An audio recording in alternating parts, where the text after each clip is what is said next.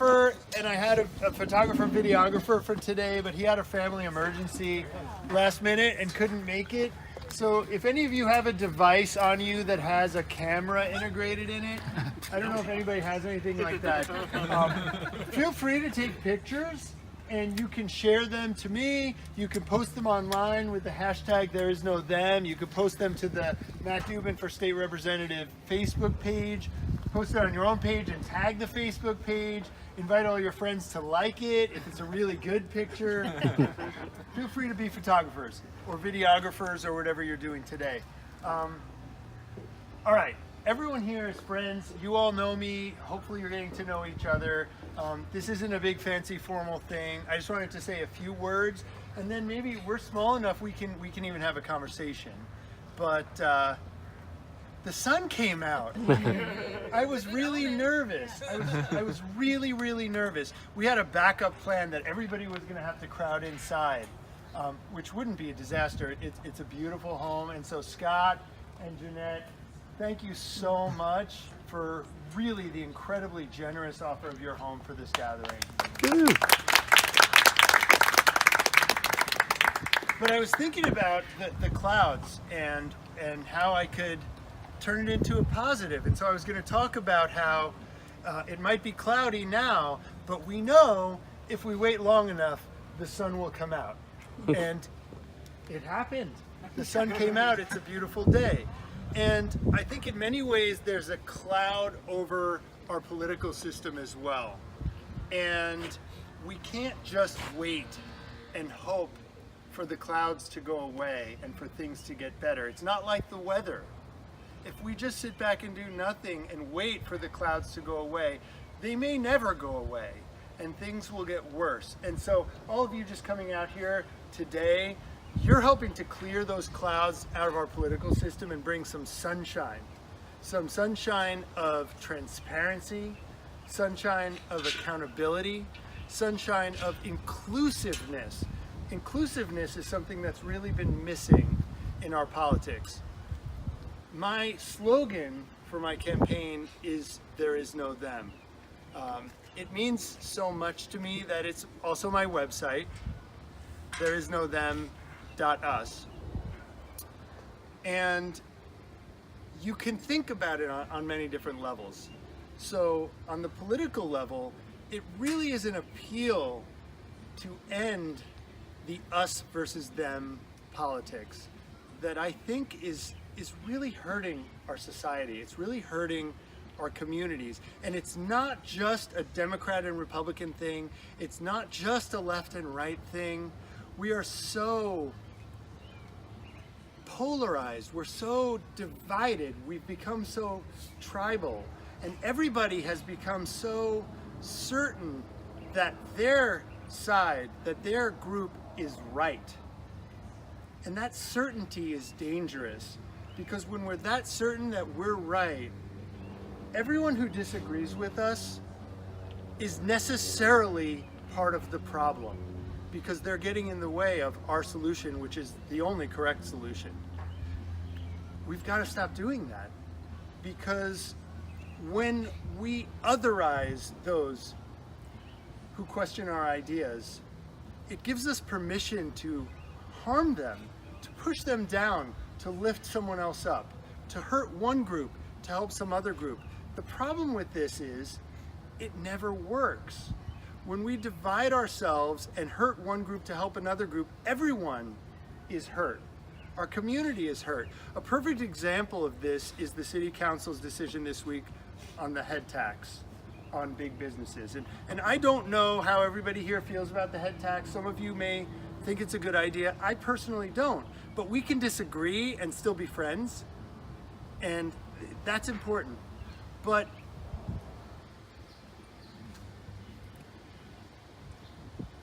what we've been doing, homelessness is really a big motivating factor in why I'm running for office, because I've been in Seattle since 92, and I've seen the homelessness problem explode and really get worse in the last couple of years. And I started looking at, what are we doing? What are we doing about this problem? And what I found is we're spending a whole lot of money. A whole lot of money.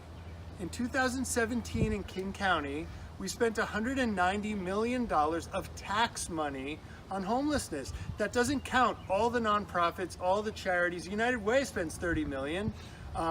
Union Gospel Mission spends $22 million. There's another 52 right there. Who knows how much more? Maybe $1 billion a year. And the problem is getting worse. So what's the solution? I don't know. I hope that's refreshing to you to hear someone running for public office tell you, I don't know what the solution is. I have some ideas, but the first thing is, I can see that what we're doing is not working. But us versus them politics, going back to us versus them, right? It makes people dig in to their position, to their opinion, so that if any of us were to be so bold as to question what is happening in King County now to resolve homelessness, well then somebody's going to call you a name. They might tell you you're heartless. They might call you a NIMBY. They might say that you're part of the problem instead of part of the solution.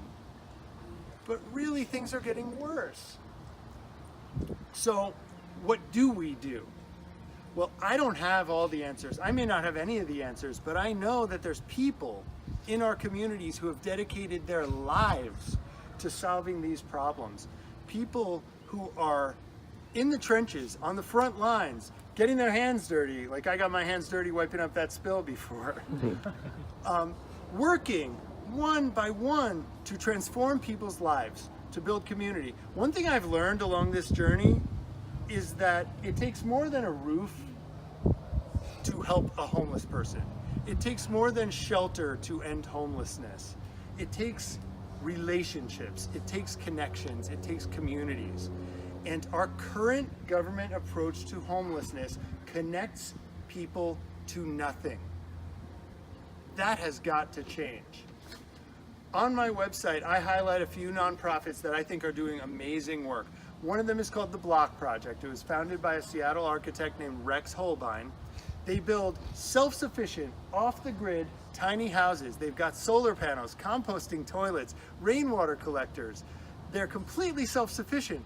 They put them in the backyard of volunteer homeowners, but they don't do it unless every homeowner on the block agrees. This is a community project, and they're actually building community. The homeless person and the host family go through a matchmaking process to find exactly the right fit for their community. And when they find it, that homeless person becomes a resident. He or she becomes a formerly homeless person.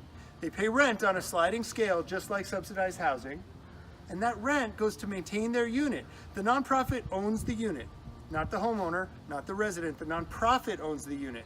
The rent money maintains it, and once they hit a critical mass, it can actually pay for the construction of new units. It's self-sufficient, it's self-supporting.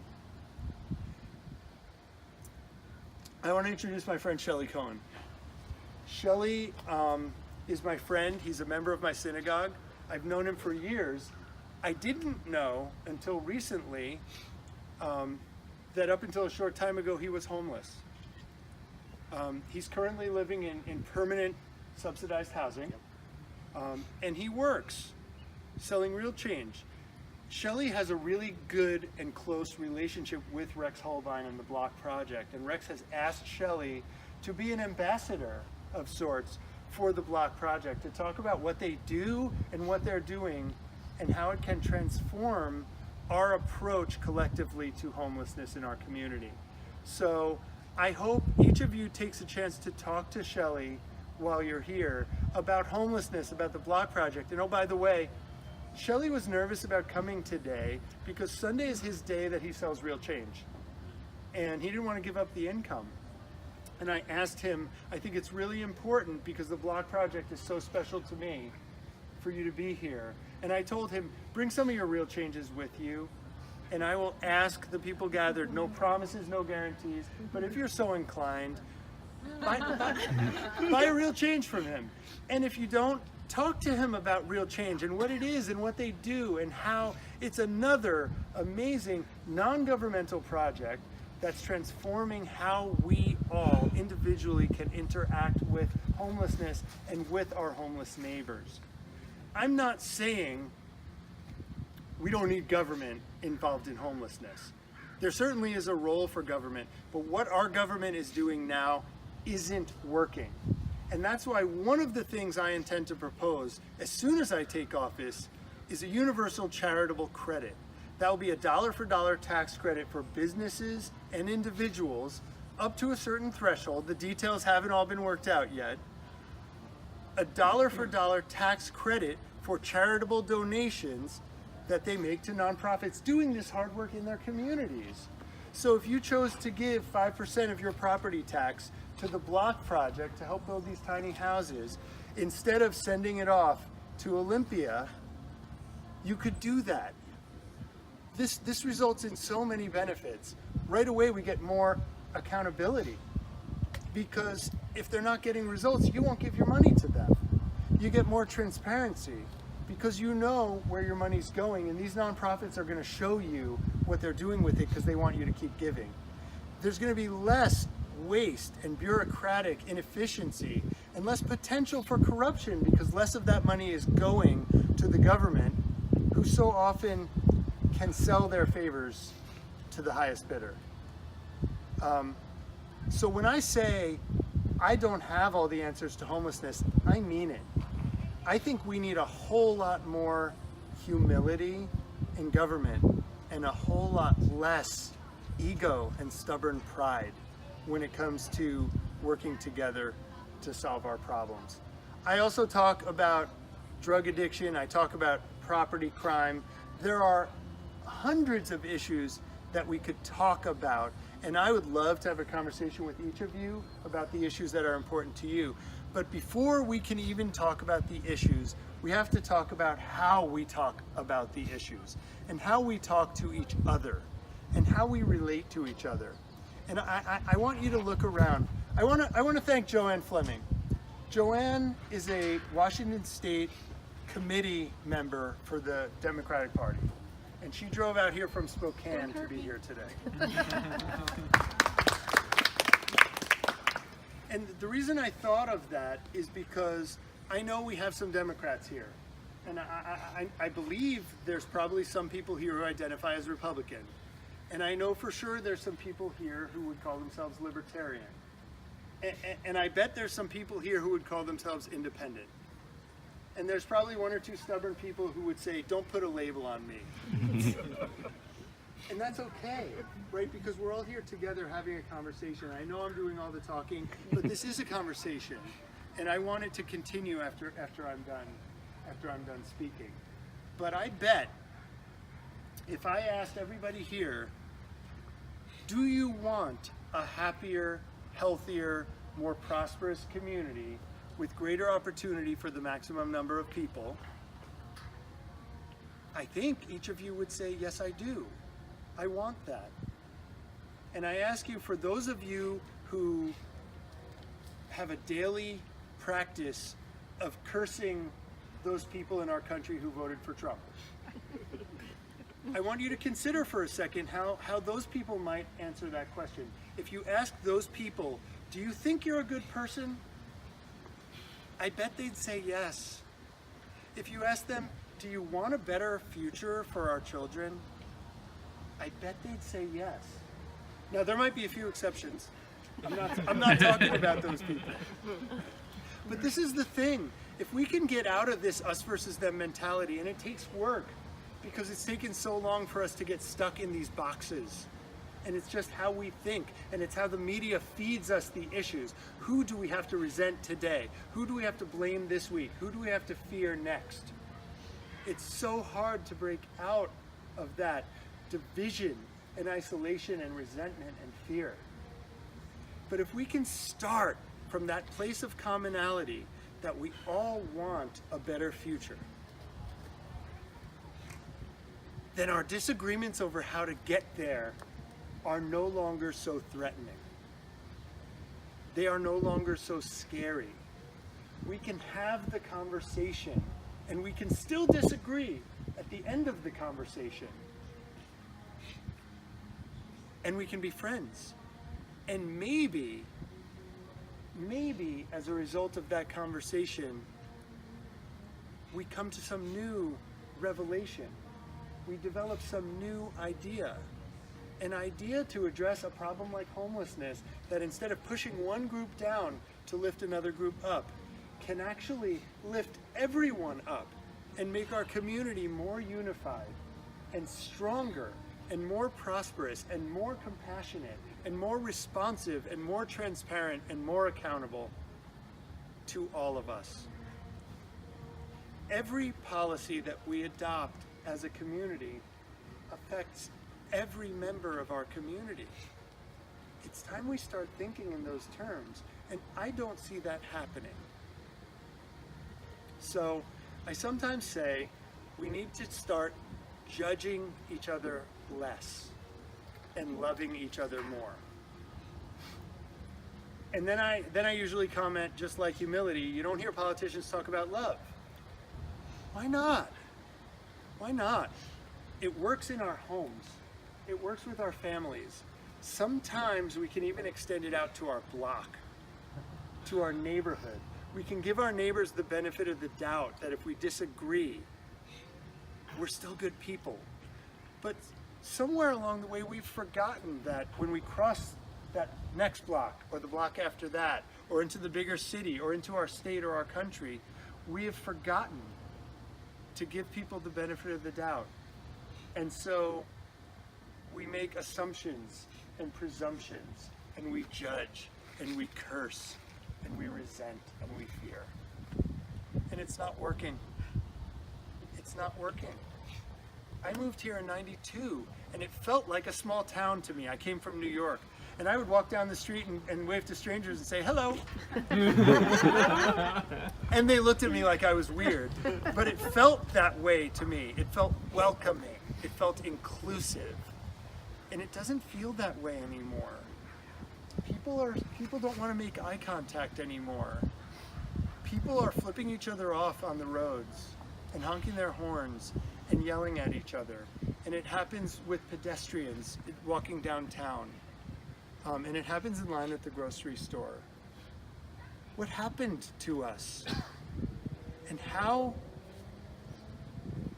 do we get back to the realization that we all have in our hearts that there is no them?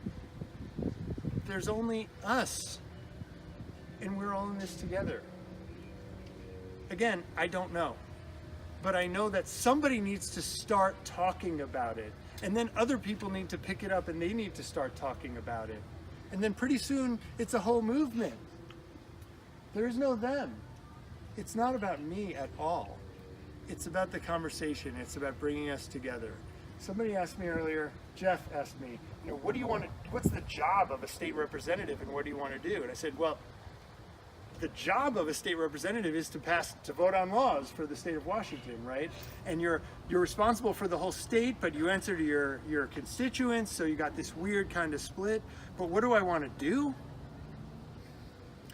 I want to restore love and humility to public policy. I want to restore the open,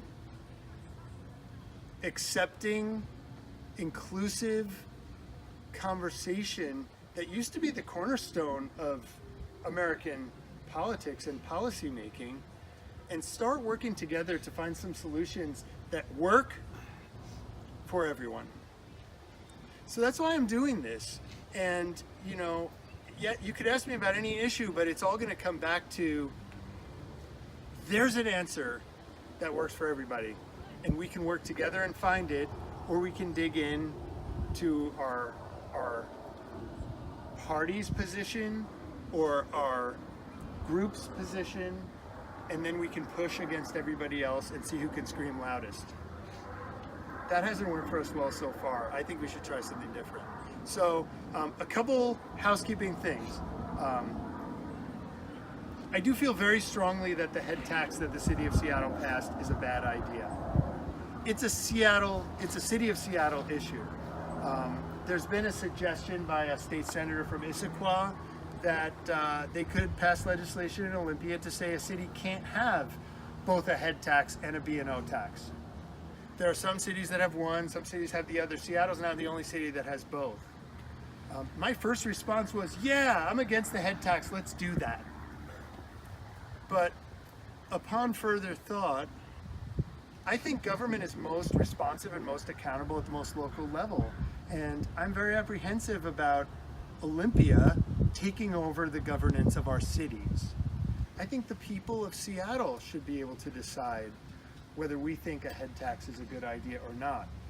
And that's why I support the newly announced referendum this week to put it on the ballot this fall and let the voters of Seattle decide whether we want to keep or repeal the head tax.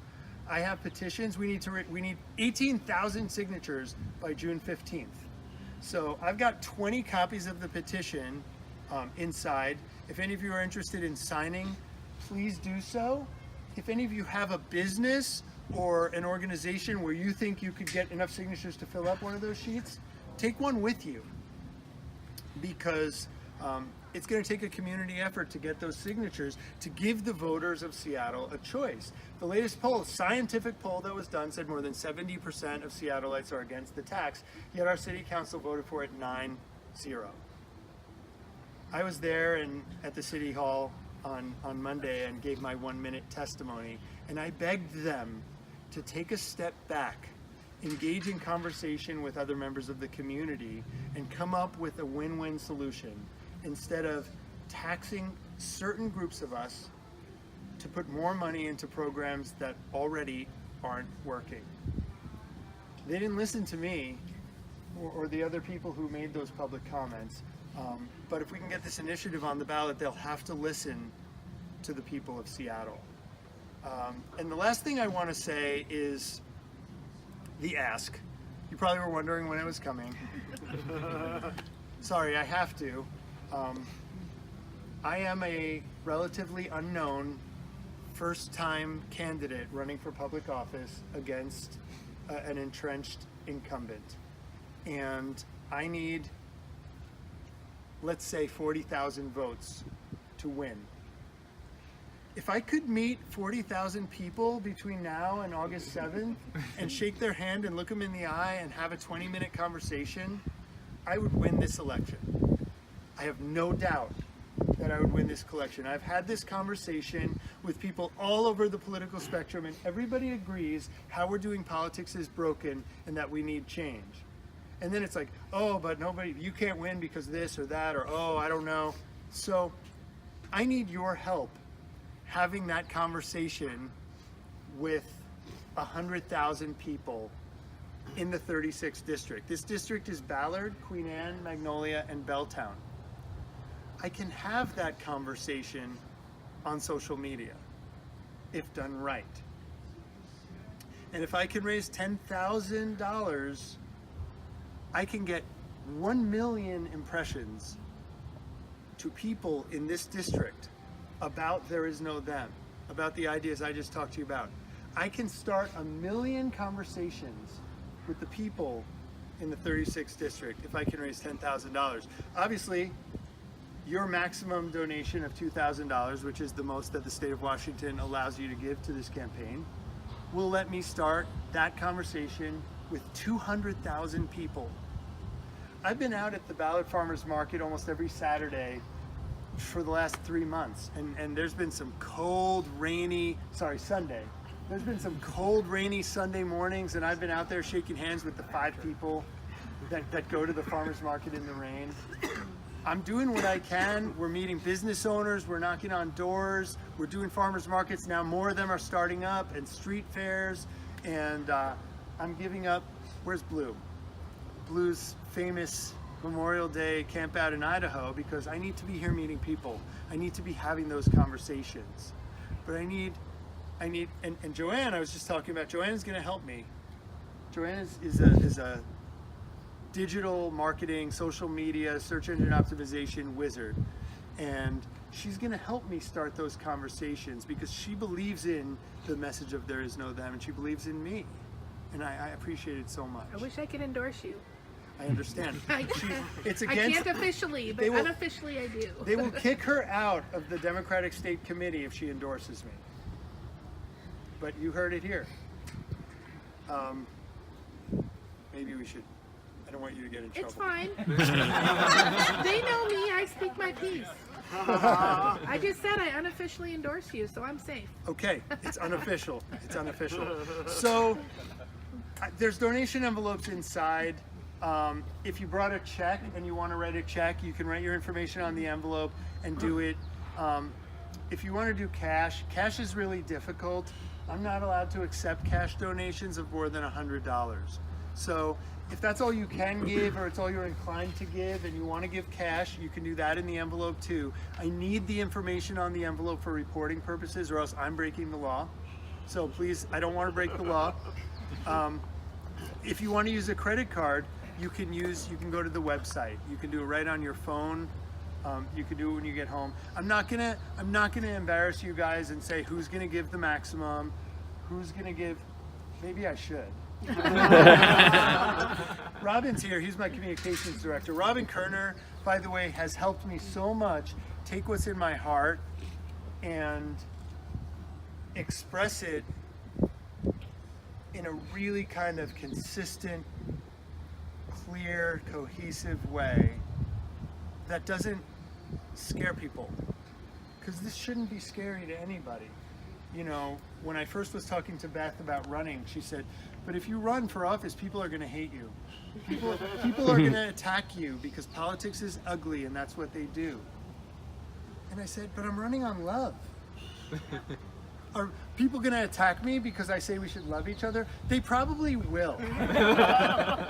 They haven't yet, not really, but that's okay. You know, and what I'll do, I mean, unless it gets really scary, you know, what I'll do is I'll love them, because there is no them. So if you think this makes sense, if you'd like to see this new movement in Washington government, I'm asking you for your help. And I'm not going to do the whole who's going to give 2,000, who's going to give 1,000, who's going to give 500. I would like to raise 10,000 here today. I would like to raise it today. So if you can make a donation with a credit card, pull out your smartphone, like Joseph is doing right now. I assume he's making a donation. Well, he hasn't pulled out his credit card yet, so he's still gonna have to do that. It's on autofill. Yeah. Oh, there you go. Go to theretherisnothem.us. Is it 2,000 a person or 2,000? It's 2,000 per person, so you can give up to 4,000 per married couple. After the primary in August, it's 1,000 per election. So you can give 2,000 now. It's 1,000 for the primary, 1,000 for the general. After August 7th, you can only give $1,000 because there's only one election left. So for those of you, and there's many of you here who have already given generously, if you're able to, bring it up to the max. You know how much you've given.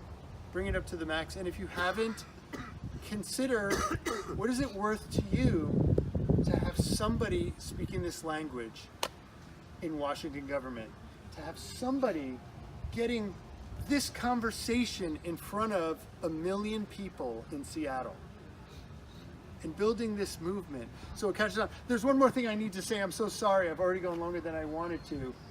Sydney Whistle and Brian behind the camera, Brian Simonson, also filed this week, filing week ended on Friday, to represent you, those of you who are here in the 36th, Sydney for the other state representative position, and Brian for state senate. So I want to thank them for putting themselves out there and being willing to do the work as well. And you both have my endorsement. You have my official endorsement. And whatever I can do to help you, and I would love for you guys to come out with me to the farmers markets and the street fairs and doorbelling and getting these petitions signed and whatever else. Let's start spreading the love. A team can do it a lot better than one. Only on Woo. rainy days, though. Nobody wants me to go. So that's it. We've got some more time here. It's still sunny. Thank you so much all for coming. Thank you in advance for your most generous donations. There's still plenty of food and drink. And boy, I mean, I could thank each one of you. You know, I need to thank Olivier. Olivier Ben Hayim, my friend, my rabbi. It has been his talks over the years about, in essence, there is no them. The interconnectedness, the interdependence, the oneness of all of us, the impact that little things have on each of us, and the impact that each of us can have on so many. That ultimately, and I know at some point, I think the last cycle he was thinking about running. It really inspires me on a regular basis. It inspired me this Friday, and thank you. It really is at the core of what I'm trying to do here, is to help people remember that we're all in this together. And so I so appreciate your teachings and your guidance, and I appreciate you being here today. And so, yeah, for sure. So talk to each other, talk to Shelly, buy a real change, give lots of money, eat food and drink, and I'm done. See